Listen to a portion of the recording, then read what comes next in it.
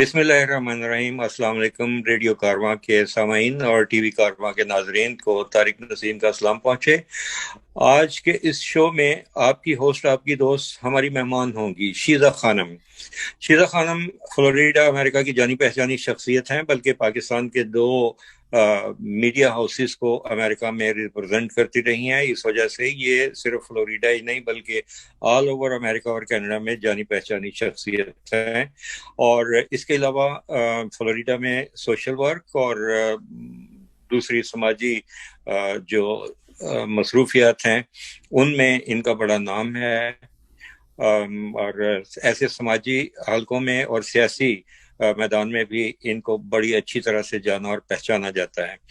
تو آج کی گفتگو کا موضوع ہے جو آپ کے ساتھ آج کل ایک بڑا اہم مسئلہ ہے پاکستان میں، وہ ہے جنسی طور پر ہراساں کیے جانے کا مسئلہ۔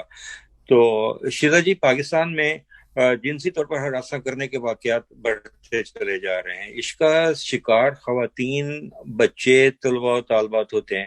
آپ کے خیال میں اس اضافے کی کیا وجہ ہے اور ان درندوں سے کیسے بچا جا سکتا ہے؟ سب سے پہلے السلام علیکم ٹی وی وعلیکم کارواں کے السلام۔ ویورز اور ہمارے لسنرز، اور طارق صاحب بہت بہت شکریہ آپ کا، آپ نے اتنا اچھا مجھے استقبال دیا ہے۔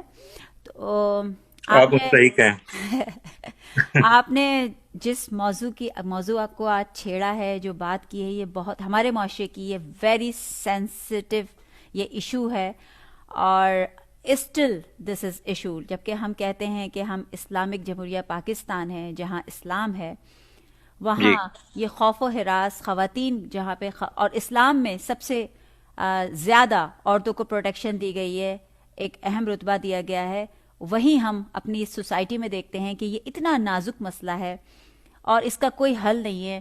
جسٹ لائک کوئی کینسر کا پیشنٹ ہوتا ہے، اور اگر اس کا کینسر تشخیص نہ کیا جائے اور اس کو ڈائگنوز نہ کیا جائے تو وہ پھیلتا چلا جاتا ہے، بالکل اسی طرح سے یہ مسئلہ بھی ہمارے معاشرے میں پھیلتا چلا جا رہا ہے، کیونکہ اسے کوئی ڈائگنوز نہیں کر رہا ہے، اس کی کوئی ٹریٹمنٹ نہیں ہو رہی ہے۔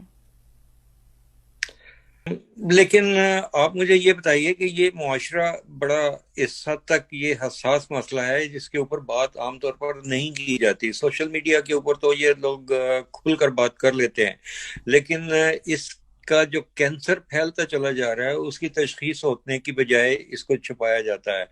تو آپ کے خیال میں یہ جنسی تشدد، خاص طور پر میں آج ذکر کرنا چاہوں گا کہ آج میں نے دو ایسی ویڈیوز دیکھی ہیں کہ جن کو دیکھ کر انسانیت کے اوپر بھی لرزہ طاری ہو جائے۔ ایک چھوٹی بچی کشمور میں اس کو ریپ کیا گیا، اور اس کے بعد اس کی ماں اس سے پوچھ رہی ہے کہ یہ تمہارے ساتھ کس نے کیا، اور ماں اور بچی دونوں کو ریپ کیا گیا، اور وہ اپنی ماں کو بتا رہی ہے کہ انکل نے۔ میں 4 سال کی بچی کی میں بات کر رہا ہوں۔ اس کے علاوہ ایک اور ویڈیو دیکھی کہ جو میرا خیال یہ ہے کہ انہوں نے خود اس کو آرگنائز کیا ڈاکٹرز نے، یہ بتانے کے لیے کہ یہاں ہو کیا رہا ہے، کہ ایک عورت کے جسم سے ایک بوتل، جو جیسے کوک یا شیزان وغیرہ کی بوتل ہوتی ہے، وہ اس کے جسم سے نکالی جا رہی ہے آپریشن کر کے۔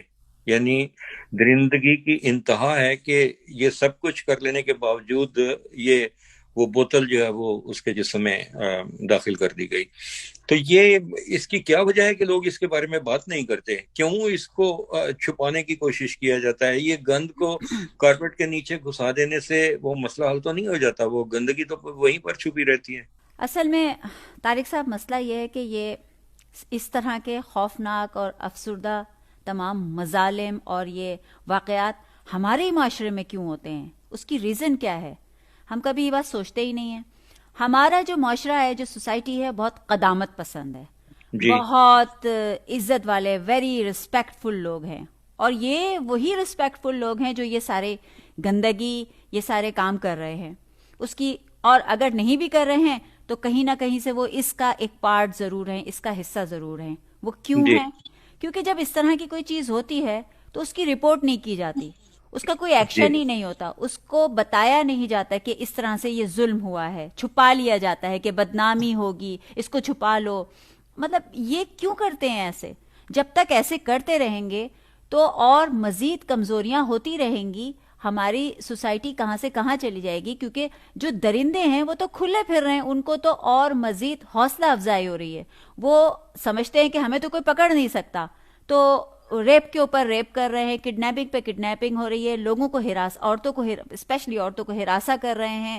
جو بھی کچھ وہ کر سکتے ہیں, جتنی مطلب وہ لوگ ذہنی مریض ہیں, وہ جو کچھ کر سکتے ہیں کر رہے ہیں, کیونکہ ان کو کوئی ٹریٹمنٹ نہیں دی جا رہی. جیسے کہ کسی کھلے پاگل کو چھوڑ دیا جائے, درندے کو آپ گلی میں چھوڑ دیں تو وہ کچھ بھی کرے گا. یہ سالے وہی لوگ ہیں, آئی ایم سوری کہ یہ سب وہی لوگ ہیں جو مینٹلی سک ہیں اور ان کو کھلا چھوڑا ہوا ہے.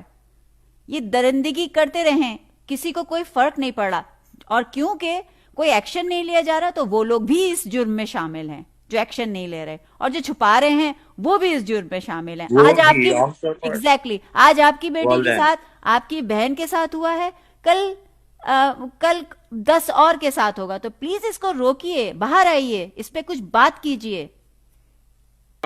شیزا جی, ابھی 2-1 دن پہلے کی بات ہے کہ اسلام آباد کے ایک نجی بینک کے مینیجر نے اپنے ایک ساتھی کارکن کے ساتھ بڑی بےہودہ حرکت کی, جی اور اسی بینک میں بیٹھے ہوئے ایک دوسرے اہلکار نے اس نازیبا حرکت کی ایک ویڈیو بنائی اور اس کو وائرل کر دیا. جی ملزم گرفتار ہو گیا.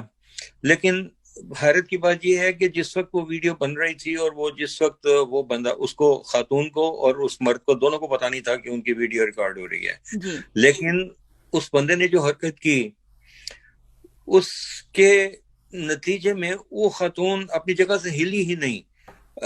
لوگ جب اس ویڈیو کے وائرل ہونے کے بارے میں جب اس کے اوپر کمنٹس آئے تو بڑے بےہودہ کمنٹس سے لوگ یہ کہہ رہے تھے کہ یہ تو باہمی رضامندی سے ہوا ہے, ان کے تعلقات ہوں گے, یہ ہے وہ ہے.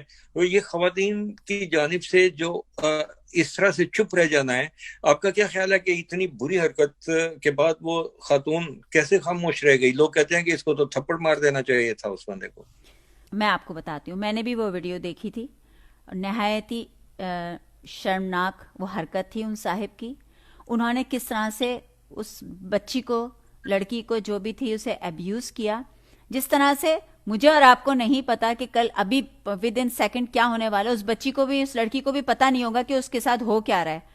اور اچانک سے جو وہ صاحب نے گندی حرکت کی, اس سے وہ شوق ہوئی ہوگی, ہراساں ہوئی ہوگی. اسے کیا پتا تھا کہ یہاں کیمرے لگیں تو میں ایکٹنگ کروں اور میں تھپڑ ماروں اور میں یہ کروں. وہ تھپڑ مارتی اور شاید بعد میں اس نے ایکشن بھی لیا ہوگا یا جو بھی کیا ہوگا, وہ خوف زدہ ہو گئی ہوگی, وہ ہراساں ہو گئی ہوگی, وہ شاکڈ ہو گئی ہوگی کہ وہ اتنی, مطلب وہ دکھ رہی ہے, وہ اس کی تو بیک سائڈ دکھی ہے, لیکن وہ کوئی زیادہ عمر کی, کوئی ادھیڑ عمر کی یا کوئی بہت کہنا چاہیے کہ اسٹرانگ سی, کوئی بولڈ سی لڑکی نہیں تھی جو پلٹ کے تھپڑ مار دیتی. وہ کوئی آئی ہوئی ضرورت مند, بہت کم ایج کی کوئی بچی تھی جو بیچاری ضرورت کے تحت گھر سے نکلی ہوگی, اور اس اسٹوپڈ, ان جیسے اسٹوپڈ آدمیوں کی وہ اس حرکت کو برداشت کر رہی ہوگی. اس کی کیا مجبوریاں ہوں گی, اور ایک دم سے جو یہ سب ہوا ہے اس کے لیے وہ ریڈی بھی نہیں ہوگی. کیا پتا وہ ریڈی نہ ہو اس کے لیے, وہ ایکسپیکٹ ہی نہیں کر رہی ہو یہ سب ہوگا, اور اگر ہوا وہ ایکشن نہیں لے سکی تو اس کی اتنی عمر نہیں ہے. اس کے پیچھے کیا وجوہات ہوں گی, وہ سہم گئی ہوگی, ڈر گئی ہوگی, ہراساں ہو گئی ہوگی, اس کو اپنی جاب کی بھی فکر ہوگی, وہ ضرورت مند ہوگی, گھر سے نکلی ہوگی. یہ سب تو ان اسٹوپڈ لوگوں نے سوچا نہیں.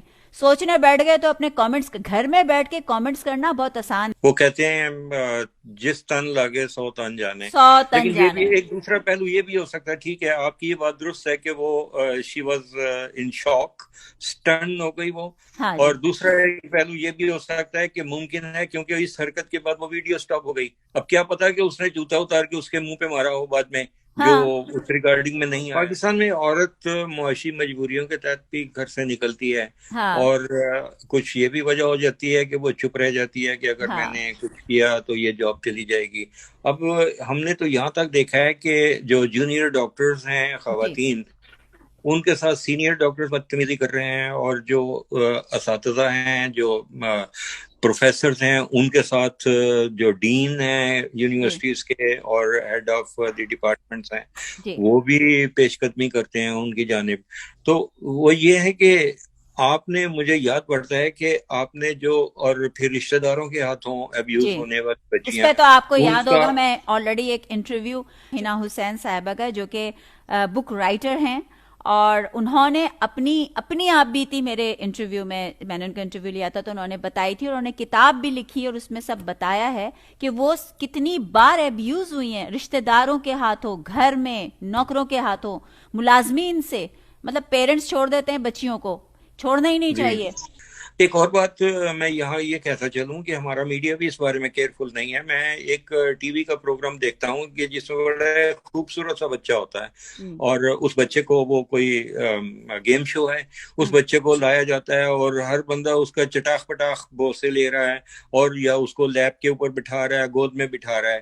یہ سگے ماں باپ یا بھائی ہیں تو وہ تو کر سکتے ہیں، لیکن آپ پبلک کو کیا دکھا رہے ہیں کہ ایک جو رشتہ دار نہیں ہے وہ ایک بچے آپ کو چوم رہا ہے یا اس کو اپنی گود میں بٹھا رہا ہے، تو اس کا مطلب یہ ہے کہ اٹس اوکے. یہ آپ پیرنٹس کو بھی یہ میسج دے رہے ہیں اور ان بچوں کو بھی یہ سکھا رہے ہیں کہ اگر کوئی دوسرا غیر مرد جو بالغ ہے وہ آپ کو اس طرح سے چوم رہا ہے یا آپ کو گود میں بٹھا رہا ہے، تو اب آپ کو تو نہیں معلوم کہ وہ اس بندے کی نیت کیا ہے، بچے کو بھی پتا نہیں، لیکن ایک انڈائریکٹ میسج ان کو جا رہا ہے کہ آپ یہ دیکھیں کہ وہ بچہ کیا سیکھ رہا ہے. اور وہ پیرنٹس کہ جو اس شو کو دیکھ رہے ہیں وہ بھی یہ سمجھ رہے ہیں کہ ہاں ہمارا بچہ جو ہے نا وہ بڑا پیارا ہے، تو اس کو اگر کوئی چوم چاٹ رہا ہے اور اس کو گود میں بٹھا رہا ہے تو کوئی بات نہیں. ہاں تو مشہوری مل تو رہی ہے، چاہے یہ جیسے بھی مل رہی ہے، کچھ بھی ہو رہا ہے.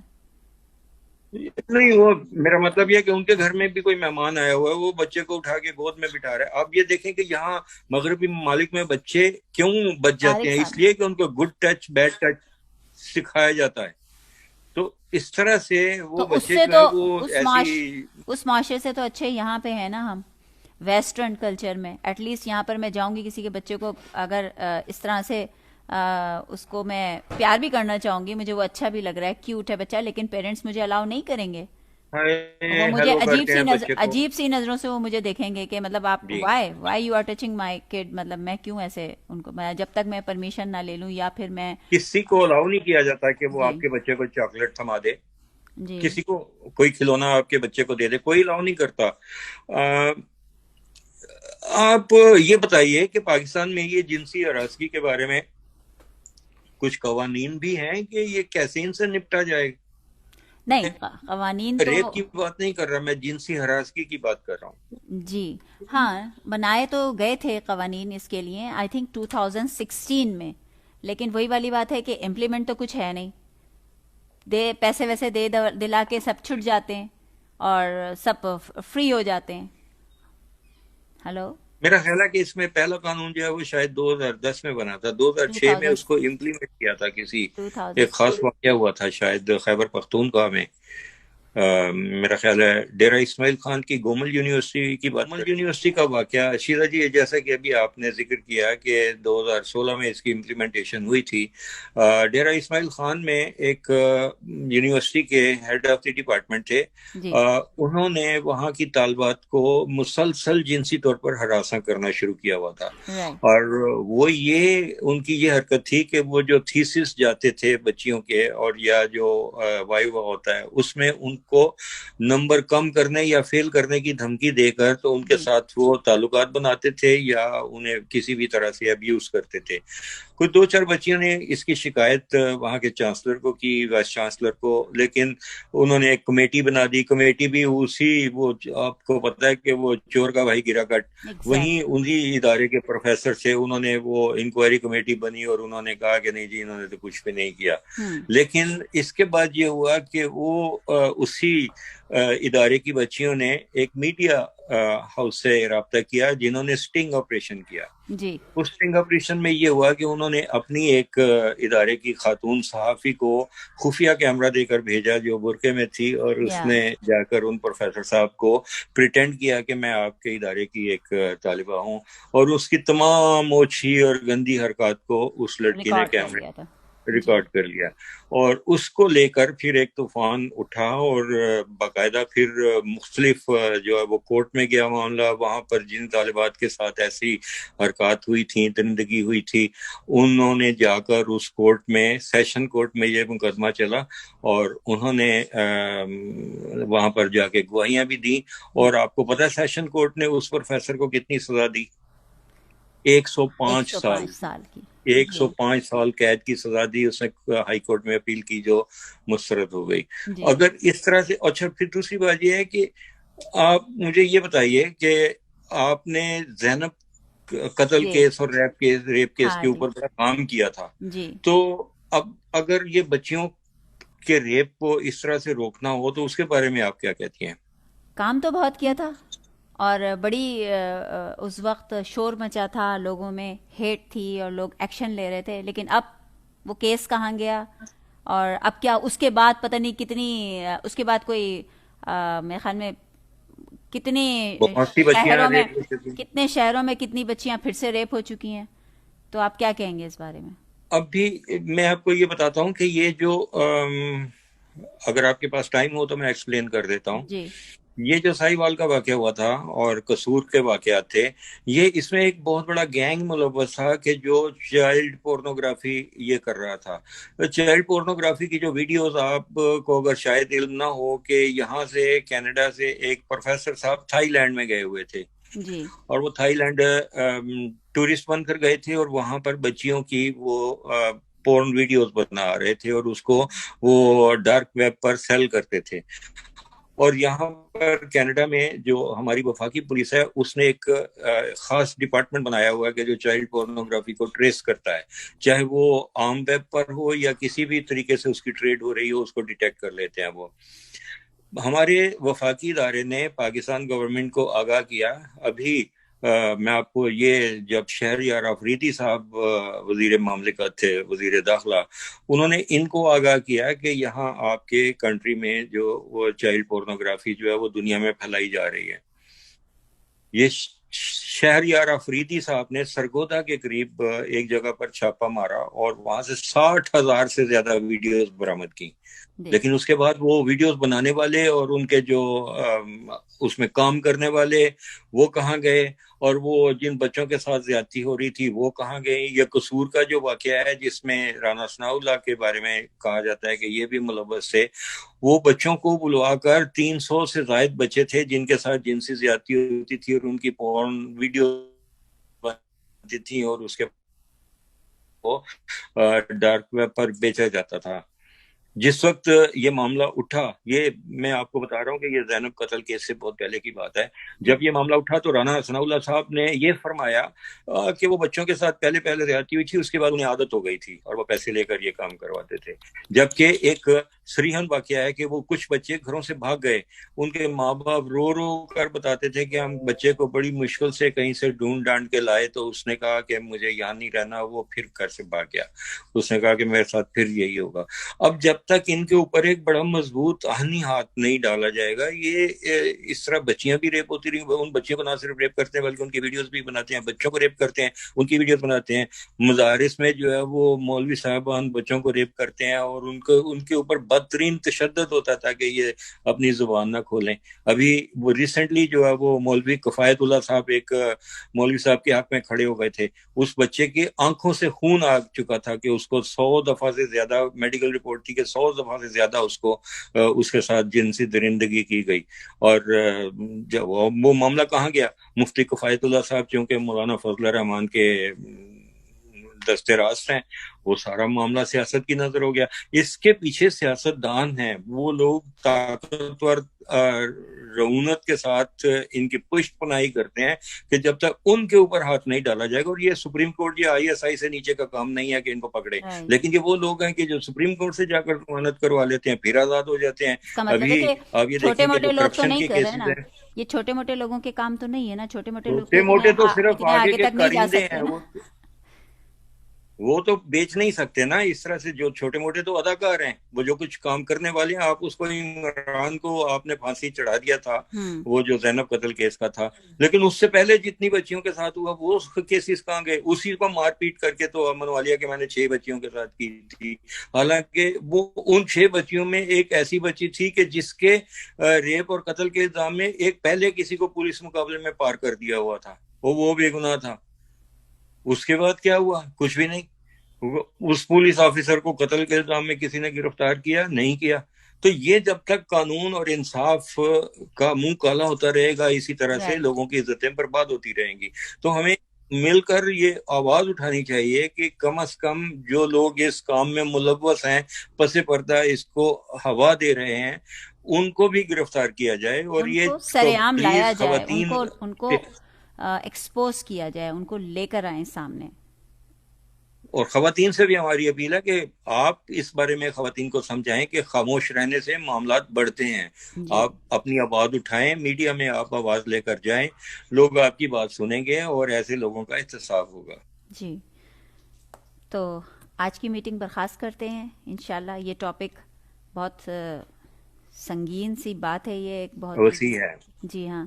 تو اب ہو سکتا ہے ہمارے ناظرین یہ دیکھیں اور ہمیں پھر وہ اپنی رائے سے آگاہ بھی کریں، ہمیں بھی مشورہ دیں، ایڈوائز کریں، اور ہم سب مل کے ایک آواز اٹھائیں اور جا کے اپنے حکمران کو اس چیز کی طرف لے کے آئیں کہ وہ اس بارے میں بھی سوچے، اور ہماری کورٹ بھی اس بارے میں سوچے، اور مزید کوئی قدم اٹھائیں، مزید کوئی راہ روی ہو اور کوئی ایکشن ہو جس سے کہ اس چیز کو روکا جا سکے.